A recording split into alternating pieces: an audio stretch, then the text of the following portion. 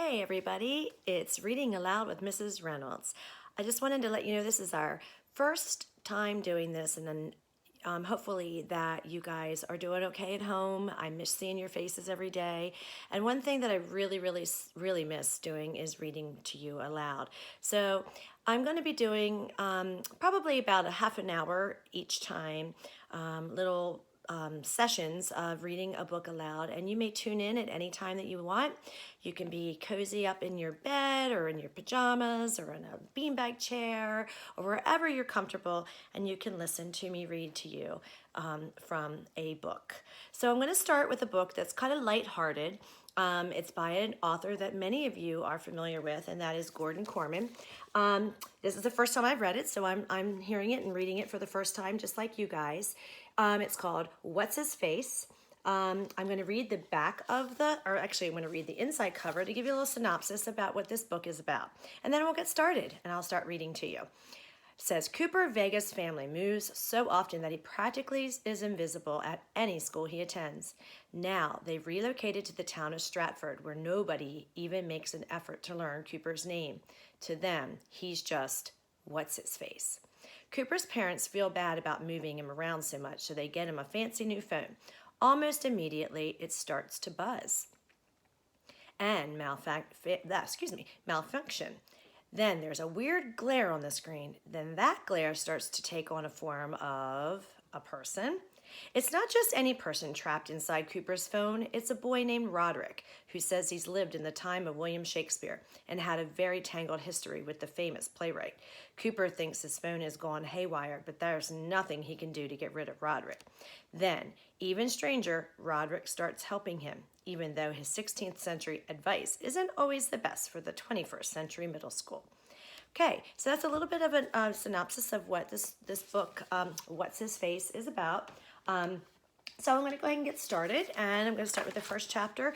Our sessions may be 20 minutes to a half an hour, and then I'm going to put them on my YouTube channel, which I have created, and then I will do my best to probably put up to your It's Learning page, and that way you can go in anytime you want and listen to the story. Okay, so let's get started.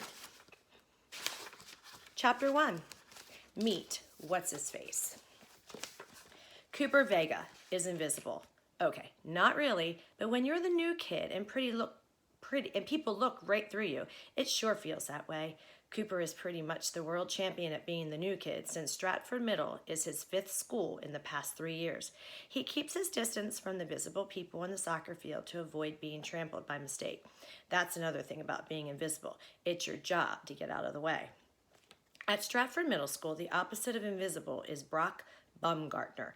Right now, Big Brock is poised in front of the goal, deflecting every ball that comes his way. He dives, he leaps, he flies, his hands are everywhere. He's just a blur. Nothing gets past him, especially not the compliments. Great save, Brock. You're the man. Best goalie in the state. Brock soaks up the praise for a while. He gets bored fast, though. Come on, you guys, let's play a game. The bell rings in 15 minutes. They choose sides, but Brock's team ends up a man short. Many pairs of eyes scan the schoolyard, searching for an extra player.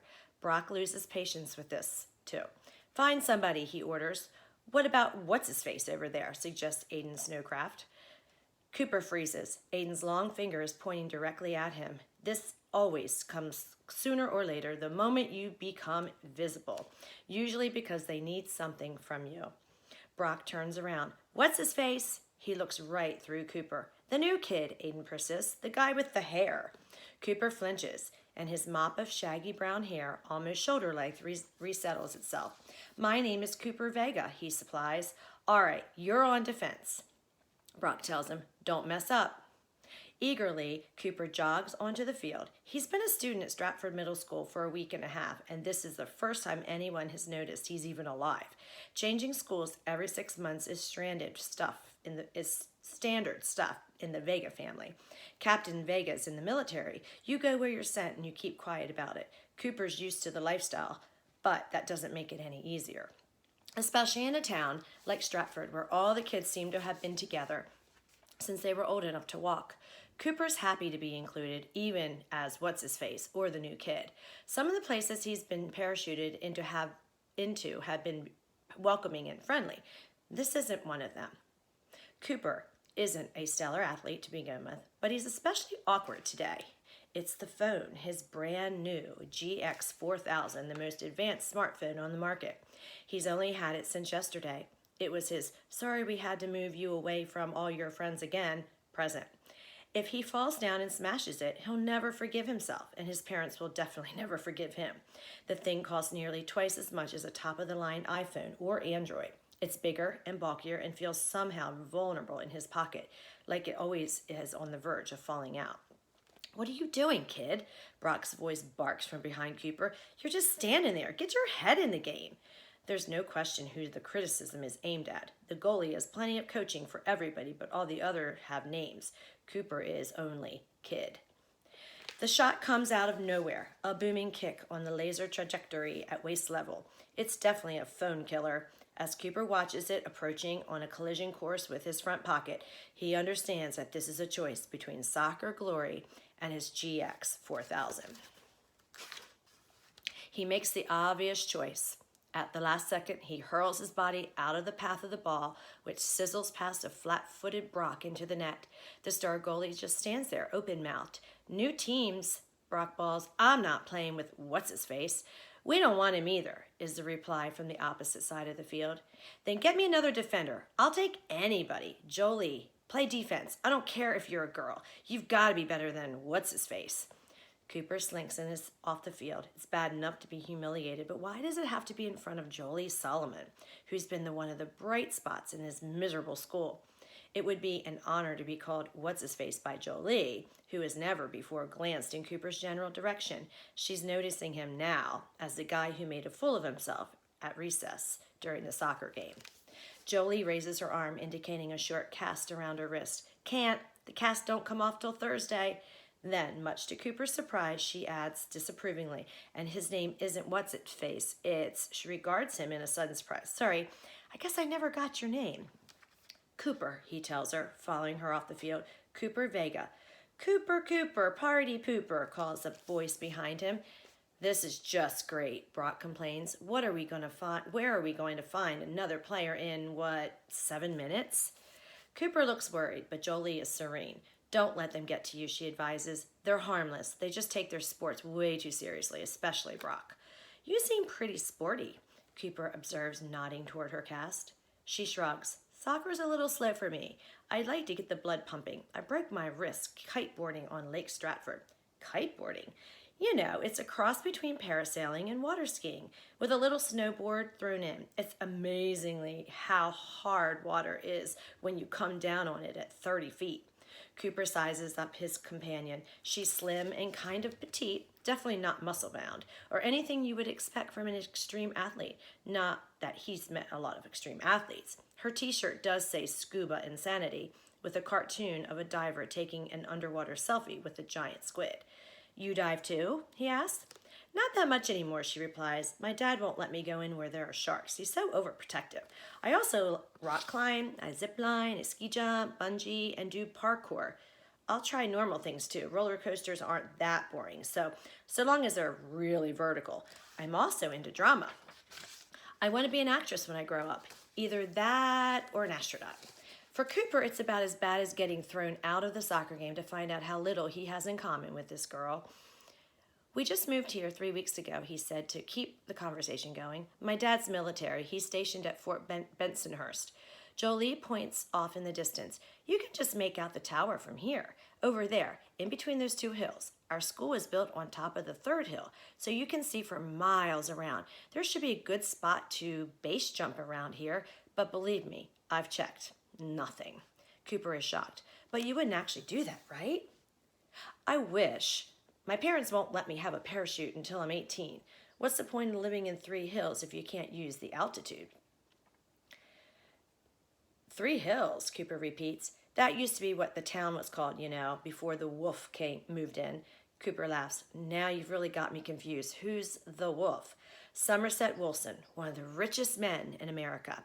Surely you've noticed his estate. His mansion is the biggest building in town." She walks him to the south side of the playground. "See all that? Every inch of that is his. That's the house, and that other building is the museum." Cooper gazes out over the vast property which seems to take up the entire south end of town. It looks like a national park with gleaming marble buildings, rolling lawns, glittering ponds, sumptuous flower beds, and handsome groves of trees. No question, this is a man with a ton of money. Why does he have his own museum? Cooper asked. He's a Shakespeare nut, Jolie explains. He has the biggest private collection in the world. That's the only reason he moved here 30 years ago. He needed a good spot to put up a custom-made gallery for all the old books and documents and artifacts. Everything is so old that it has to go in special climate-controlled cases. Plus, he needs security. It's worth so much money that even a billionaire can't afford to lose it. Upon closer inspection, Cooper can see the greenery has become strategically placed to hide a heavy stone wall and a high security gate. Mr. Wolfson must really love Shakespeare, he comments. Tell me about it. Back in the day, he refused to buy the property unless Three Hills agreed to change its name to Stratford. That was Shakespeare's hometown in England. It was hard times back when he made the offer, and the town needed the cash, so they agreed. My parents remember it. It was a huge deal for the locals. A lot of people were still ticked off at the wolf for using his money to push us around. Cooper takes his new phone out of his pocket and begins tapping at the screen, searching for the camera app. He's still getting used to its practically countless functions. Jolie is impressed. Wow, is that a GX 4000? I've heard about them, but I've never seen one. It's the latest bribe, he tells her. Every time we have to move, my parents get my sister and me something great to make up for it. He frames a panoramic shot of the mansion and museum, something to send my friends back in Colorado.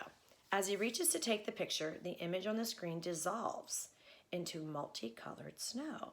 There's an angry tone, and the phone powers itself off. Oops, Cooper says, embarrassed. I'm new to this. I must have zigzagged when I should have zagged. I should have zigged when I should have zagged. My phone is kind of a buggy too, Jolie says sympathetically. Of course, that might be from the time it fell out of my pocket on the rock climbing wall, but it works sometimes. Mine's brand new, so it should work all the time. The GX 4000 powers up again with a series of beeps and an odd whistling that sounds like something or nothing Cooper's ever heard coming from an electronic device. He points the lens at the Wolfson's property. Wait! Jolie leans into the frame, beaming and holding up her V for victory signs. Okay, she's blocking the museum and at least half of the mansion. Who cares about that? For a picture of Stratford to send to the old neighborhood, that is perfect. Maybe the guy will think she's his girlfriend. What do they know? They're in Colorado. He takes the shot. A faint blue spark jumps from the screen to his fingers. Ow! The phone drops from his hand onto the grass. Wow, Jolie comments. Your phone really is buggier than mine. Cooper stoops to pick it up. No problem. It's all in one piece. Now, this time, if you stand a little to the left, he's interrupted by the school bell. Gotta go. See you in class, she joins the stampede for the building. Cooper hangs back, scrolling through pages of unfamiliar apps in search of the photo library. One entry, it says. Well, what do you know, he thinks. This overpriced, overcomplicated gizmo actually took a real picture. He taps the icon and examines it. There are the only two hills in the distance, the sprawling Wolfson place in front of them, and there's Jolie, her outline anyway. You can see her arms and the two V for victory signs, but the rest of her is hidden behind a silver-gray shimmer of distortion right in the middle of the photograph. It might as well be a picture of Godzilla, if Godzilla had fingers. Of course, the phone you got for 99 cents at Walmart takes pictures just fine, but this magnificent piece of technology sticks a silver blob in front of the only part of the photograph that's worth taking. The second bell rings, the late one. Not only is he what's-his-face, he's on the verge of becoming what's-his-face with a detention. Cooper stuffs the phone back into his pocket and runs to join the last of the stragglers at the door. As a military kid, he's gotten used to a lot of towns, some good, some bad, some in between, but this place gives him a really uneasy feeling. Okay, we're going to go into chapter 2. Chapter 2 is called Smartphone, ... Stupid person. Veronica Vega has a new boyfriend already. Chad Baumgartner, Brock's 16-year-old brother. 3 weeks in this town, and it's like Veronica was born here. She has a happening social life, a boyfriend that she's on the volleyball team with, the pep squad, the yearbook staff. The whole high school might as well just shut down if she moves away, which she probably will, and sooner rather than later, the way their dad keeps getting transferred. It's always that way. Veronica's a perfect fit wherever she goes, while her brother remains what's-his-face. She also has a phone that works. It's identical to Cooper's, another GX4000 with a serial number only one away from his, proving that they came off the assembly line side by side. That's where the similarity ends. It shoots the most awesome video, she raves at dinner table, even in low light. You should see the amazing footage I took at the bonfire at the lake last night. It's so sharp. I don't think mine's that good, Cooper says. It makes lots of weird noises, beeps and clicks and honks. There we go. Sorry. You're just not used to it, Captain Vega reassures him. Remember, it's the top-of-the-line technology, real cutting edge. Those must be notifications. Once you're familiar with all of its capabilities, the different sounds will make sense to you. They aren't normal phone sounds. Remember that house we lived in where the wind used to whistle through our chimney? I can't remember which town it was. Anyway, that's what it makes. I think it was Dover, Mrs. Vega muses. But I'm sure you're imagining things, Coop. No phone sounds like a wind in a chimney. This one does, Cooper insists. And there's something wrong with the camera. All the pictures are blurry. It must be you, his sister informs him. My pictures are amazing. You're just messing up the focus. That doesn't explain the silver stuff. Where does that come from? She shrugs. What do you expect? You give a smartphone to a stupid person? Veronica, their mother puts in disapprovingly, your brother's younger than you. He has to learn the operating system at his own pace. Look, Cooper exclaims. He places his phone at the center of the table and scrolls through his pictures. The view from his bedroom window, the family SUV, Melrose, the next door's neighbor's black lab, lounging on the grass, each one married by the same silvery blur. What's that, huh? Sun glare, Captain Vega concludes. Our engineers have the same problem in the military. Our targeting systems must be able to tell the difference between what's real and what isn't. The phone emits a mournful whistle as the image of Melrose dissolves into static. Mrs. Vega frowns. That actually does remind me of our old chimney. Yes, Delaware, definitely. It has some kind of alert, Veronica decides. Check your settings to see if there's a software update available. The last time I did that, it shocked me, Cooper complains. That night, while Captain Vega spends 3 hours on the phone with tech support, Cooper sneaks into his sister's room and examines her GX4000. She's right.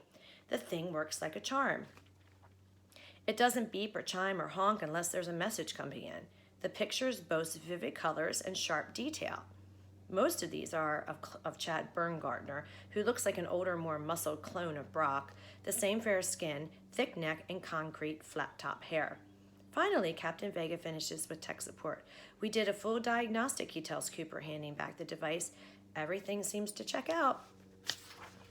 Later, Cooper lies awake in bed, tossing and turning while the GX4000 on his nightstand, chirping and whistling. It sounds like R2-D2 in an echo chamber or on the edge of the Grand Canyon. There's an angry pounding on the wall. Veronica's voice comes from the next room. Quit playing with your phone. Some of us are trying to sleep. I'm not playing with it, Cooper calls back. I'm not even touching it. It's doing it all on its own. Put it on silent, she growls through the wall. Better still, shut it down. Fine. Cooper holds the power button. The home screen hangs on a lot longer than it should as the grid of apps flickers and the icons begin to spin. That's new. He watches as the apps dissolve into snow. It's a clockwise swirl that reminds him of a flushing toilet. The multicolored particles begin to collect in the vortex where the drain would be. But instead of being swallowed up, the points of light gather in the center of the screen, forming a shape that ripples and undulates. It continues to grow. A spreading amoeba. No, wait, that's no amoeba. A head. 2 arms. 2 legs. A person. The monitor goes black. The GX4000 is finally off. It vibrates intermittently all night before powering up again, all on its own, a little before dawn. That morning, Cooper practically sleepwalks to school. Just about the only thing keeping him awake is the phone in his back pocket, buzzing and chiming. He barely slept, thanks to the GX4000. Even when the thing was still, he was wound up tight as a drum, waiting for the next explosion to send it vibrating across the nightstand. It was like that water torture that drives you insane, waiting for the next drop. "Hey, Cooper!" He's struggling along, his eyes half closed, so when he spots Jolie, he thinks he's hallucinating. She's bobbing up and down like she's on a trampoline. In amazement, he realizes she's riding a pogo stick, hopping along the sidewalk in the direction of Stratford Middle School. She comes alongside him, bouncing in place. "Great way to travel, huh?" "Good exercise, too." She isn't even breathing hard. "I guess you're finally into physical fitness," he offers. The effort of maintaining eye contact is making him seasick. "My 2 careers, remember? Actress and astronaut. You have to be in shape for both of them.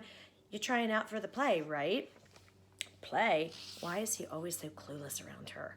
"Yeah, Romeo and Juliet. The 7th grade does a Shakespeare play every year, part of the whole Stratford thing. Personally, I'd rather do a musical like Annie or Phantom of the Opera, but the Wolf pays for the sets and costumes, so it's Shakespeare 24/7. Anyway, it has to be better than what last year's 7th graders got. People around here still call it Macbeth." "Yeah, that must have been a downer," Cooper agrees. She hops off the pogo stick and holds it out to him. "Want to try?" Cooper knows he shouldn't. He's too tired. And let's face it, not the most coordinated kid in the world besides. But there's something about Jolie that makes him want to please her, to share her interests. And as unstable as the pogo stick looks, it has to be safer than her other hobbies, like scuba diving with sharks. If she invites him to join her at that, he's definitely going to have to say no. Gingerly, he accepts the stick and climbs onto the footbar, moving very tentatively, testing his balance. "It's easy, right?" she prompts. "Right, easy. It's not easy at all. The bouncing part isn't so bad. It's the not falling that's just about impossible." Every hop has him kneeling over in one direction or another, hanging on in white-knuckled terror. "Hey," booms a deep voice, "check out what's-his-face." Cooper turns around in time to see Brock and a couple of his soccer friends pointing and laughing. The springing end comes down in a crack in the sidewalk, and the pogo stick is launched like a missile. With a cry of shock, Cooper is tossed into a hedge. The last thing he sees before hitting scratchy branches is his phone flying out of his pocket. The screen of GX4000 lights up in midair, and when it strikes the pavement, the click of the camera sounds. Cooper struggles out of the bushes to behold an amazing sight. Rising from his phone is a silver cloud, luminous and transparent. He's thunderstruck. The camera isn't broken at all. The reason his pictures are marred by a silvery shimmer is that the silvery shimmer is real. "Did you see that?" he blurts. "See it," Brock explains. "I wish I had it on video. Greatest wipeout ever." 9.5, Aiden adds. "You only lost marks because you didn't split your head open." "No, I mean," Cooper points to the glittering shape over the phone and realizes that it's no longer there. Jolie is rescuing her pogo stick from the tangle of the hedge, and Brock and his friends are high-fiving in honor of Cooper's performance. No one else noticed the fleeting image. Jolie holds out the pogo stick. "Want to get right back on the horse?" "That's okay," Cooper says. "I should probably run home and wash out some of these cuts before school. You know, maybe get some Band-Aids." "Good idea," Brock approves. "No sense bleeding all over everybody. You can walk with us, Jolie, or bounce or whatever you do on that thing. If you guys think you can keep up." Jolie gets back on the pogo stick and springs off into the direction of the school. By the time she gets up to speed, Brock and the company have run to keep pace with her. Cooper barely notices their departure or the pain of the many scratches all over his body. The memory of his shimmering form over the fallen GX4000 stays with him. No way that this is just buggy technology. That is something he can see. What is it? A cloud? Sure, but a cloud of what?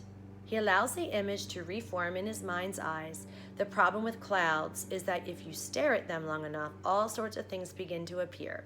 It comes more from your imagination than anything that's actually there. Yet the more he visualizes the glistening shape, the more he realizes he's seen it before. It was on the GX4000 screen when he tried to shut it off last night, formed by the swirling particles right before the monitor finally went dark. A head, arms, legs, a body, a person. You guys are kind of competing with my lawnmower. Neighbor's mowing his lawn right now, so hopefully that's not bothering you in the background, but I'm going to keep going anyway. I'm going to move to one more chapter for today for this session, and then We'll read a couple more chapters next time. We're at chapter 3, and this one's called Shakespeare Town. Auditions for Romeo and Juliet are held at lunch that day. It isn't exactly mandatory to try out, but all 7th graders are assigned an eating time and an auditioning time. The message being that the two activities are equal in importance. If there was breathing time, Cooper decides it would probably come in third. Mr. Marchese, his homeroom teacher, is playing director. He seems horrified at the suggestion that maybe Cooper wants to give this year's production a pass. Of course, you want to be part of it, the teacher says. Why wouldn't you? Well, I'm kind of still the new guy, Cooper explains. Nobody really knows me. All the more reason why you should participate. When Mr. Marchese says participate, it's with a thrill in his voice, as if he's tasting something really delicious and trying to make the experience last. This is the Shakespeare Town. What better way to fit in and make friends than to put yourself where you'll be working shoulder to shoulder with every other kid your age at Stratford? Ask the 8th graders. They had a blast last year. You mean with Macbeth? Mr. Marquis smiles. Okay, Macbeth might have been a little heavy for middle school, but the year before that, A Midsummer Night's Dream was great. Kids in fairy wings all over the stage, and then Keith Aberfeldy had an asthma attack inside that donkey head, but he fought through it and saved the performance. He's considered a hero today. None of the cast will ever forget it. If you don't want to be an actor, at least join the crew. Paint scenery, work the lights, do something. In the cafeteria, there's no mistaking the buzz of anticipation. Every few minutes, another group of 7th graders bust their trays and head off to the gym where the auditions are taking place. The 8th graders are reminiscing about the good old days when it was their turn, and the 6th graders are talking about next year. At 12:40, Cooper presents himself at the gym with a crew of classmates that includes Jolie, Aiden, and Brock. I didn't practice, he says nervously as they wait on the bench. Brock snorts a laugh. There's nothing to practice, kids. They just give you some lines and you read them. That's it. His name is Cooper, not Kid, Jolie tells Brock. And for your information, I've been studying the play since last summer, and I know all Juliet's lines by heart. That's the part I'm hoping for. You wasted your time, Aiden informs her. You're going to be Juliet whether you prepared for it or not. Who else are they going to give it to? Your name's practically Juliet already, Brock adds. Switch up a couple letters and you're done. Jolie glows, and Cooper wishes he had the brains to say that. He has to admit she looks like an ultimate Juliet, even in the Ski Everest t-shirt, which they probably didn't have in Shakespeare's time. Lamar Dingle is currently in the hot seat, reading from a card. He's doing pretty good, from what Cooper can tell. Not that much of the flowery language makes any sense to him. What light through yonder window breaks? It is the east, and Juliet is the sun. I thought Juliet was a girl, Aiden comments, frowning. She's faking it, is Brock's explanation. You know, pretending to be some guy's son so she won't get blamed for the broken window. Cooper is pretty sure that's wrong, but he doesn't have a story to replace it, so he keeps his mouth shut.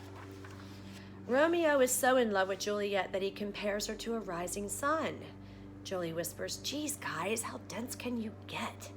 Cooper snickers, but he's becoming aware of a new problem. His phone is beginning to vibrate in his pocket. That wouldn't be too surprising if it was set on vibrate, but it's 100% off. At least it was when Cooper entered the school building that morning. How can he take it out to see what's up with it without waving it in front of the 7th grade teachers? A few more kids read from different parts of the play. In order to get a little more oomph into the auditions, Mr. Marchese tries to convince everyone that Shakespeare's rhyming couplets are no different from rap songs. The bard, he argues, is actually the world's first hip-hop mogul. Maybe so, Cooper notes, but there aren't a lot of rap songs with forsooth and methinks in them. The performances don't change much. A lot of the kids are terrible. Amazingly, Brock turns out to be pretty good. Not because he knows anything about acting or Shakespeare, but thanks to his loud voice and cocky confidence. Brock believes everything he says because it's coming out of his royal mouth. Aiden, on the other hand, can barely mumble loud enough to be heard. Next, it's Jolie's turn. Mr. Marchese holds out a card with some lines on it. Jolie glances at it briefly and waves it away. Then she turns toward the nervously milling 7th graders and speaks in a voice rich with feeling and clear as a bell. O Romeo, Romeo, wherefore art thou, Romeo? Deny thy father and refuse thy name, or, if thou wilt not, be but sworn, my love. Shakespeare's such a rip-off, Aiden puts in sourly. They always talk about swearing, but you never get so much as a single cuss word. Cooper ignores him. So wrapped up is he in Jolie's performance. It's not the words, which are so alien that they might as well be in a foreign language. It's the intensity of her voice, the passion of her acting. She becomes Juliet, and Cooper can feel her love for Romeo, even though the lines she's reading are hundreds of years old and part of a play he barely understands. He's electrified, and for sure his phone is. The device is going crazy in his pocket. Maybe it's just Cooper. But he can't shake the feeling that she's making this speech to him and him only. Check out what's-his-face, Brooke comments. Me thinks he's in love or something. Hey, Cooper wants to present a stronger defense, but there really is something wrong with the GX 4000. No way is this normal vibration. It feels like a jackhammer against his hip. Jolie's still performing, even though she has to be well past the selection on the card. Mr. Marchese doesn't stop her. He's watching with delighted admiration. The entire gym is enamored. All at once, an ear-splitting blurp explodes out of Cooper's pocket. It sounds like a speeding fire truck warning traffic and pedestrians out of the way. Everyone jumps, including Jolie, who ends her audition to scattered applause. Mr. Marchese is furious. Who did that? Was that a phone? Cooper jams his hand in his pocket to turn off the GX 4000. It's supposed to be off already. As soon as he finds the power button, he receives an electric shock that travels from his finger all the way down to his toes. Brock is snickering at him. Me thinks it's what's-his-face, he hisses to Aiden. Forsooth, me agrees, says Aiden with a grin. Mr. Marchese sighs. Thanks, Jolie. That was fantastic. Let's move on. Our last audition this period is, he consults his clipboard, Cooper Vega. Cooper's so used to being what's-his-face that he almost doesn't answer to his own name. Jolie whispers in encouraging, "You're going to be great," as they pass on the apron of the stage. Cooper scans the lines on the card. The director gives him something about being fortune's fool. The instant he whispers the words to himself, the phone on his hip starts up again. This time, the buzzing works in a circular pattern that tickles, and he blunders his way through the audition, wiggling and giggling like a complete idiot. Thank you, Cooper. That was very good. The director doesn't seem angry. His emotion seems close to pity. Cooper pities himself. If there was ever any chance of being Romeo to Jolie's Juliet, he's just fumbled it away thanks to his GX 4000. He exits the gym to a chorus of smothered laughter and a few not-so-quiet jeers. Jolie calls, "Nice job, Cooper." That hurts even more than the rest of it because it's so obviously not true. Out in the hall, away from prying eyes, he checks his phone to see how many hours are left in this miserable day. But before he can see the time, the GX 4000 powers off and sits idle in his palm, quiet and harmless. Okay, guys, that's where we're going to stop for this session for today. Chapter 4 is called Wrong Number. So, I don't know. We'll see what happens with this crazy cell phone. All right, so I'm going to sign off for now. You guys have a great rest of your day or whatever you're doing, and I'll see you next time. See ya.